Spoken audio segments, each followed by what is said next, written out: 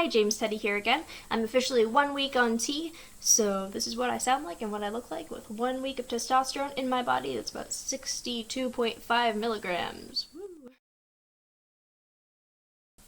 So I don't have a ton of time to record today because it's the big Queer Straight Lines Valentine's Day party and I have to get down there and buy things, so yeah.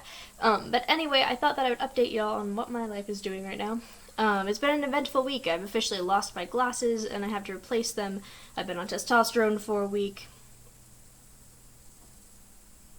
It hasn't been that eventful a week, but, you know, life is good.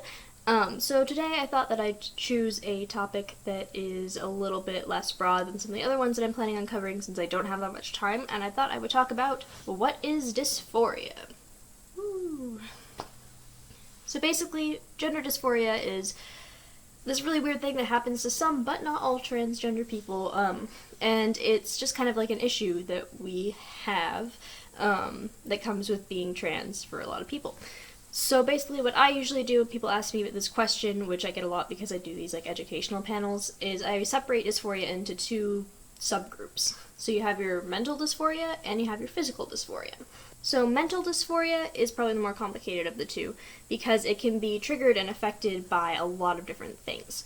Basically what it is a transgender person's negative reaction to being misgendered, to hearing their dead name, the name they were given at birth, to pretty much any kind of emotional stimulus surrounding their gender that they view as being negative.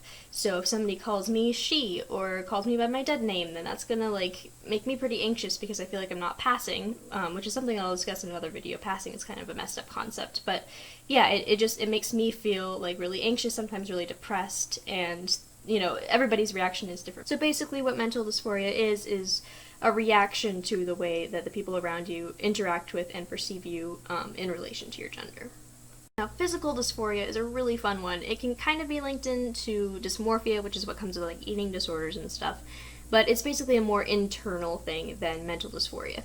So when you look in the mirror and you see some part of you that you don't feel like lines up with the way that you perceive yourself in relation to your gender, that might make you feel angry or sad or anxious, and that's kind of just what that is. So, like, you know, some people, if you're a trans guy and you see your chest, you might, like, feel really uncomfortable because it's not as flat as you want it. Or, you know, a trans woman might look at her, like, lower half and just, like, feel super, super uncomfortable.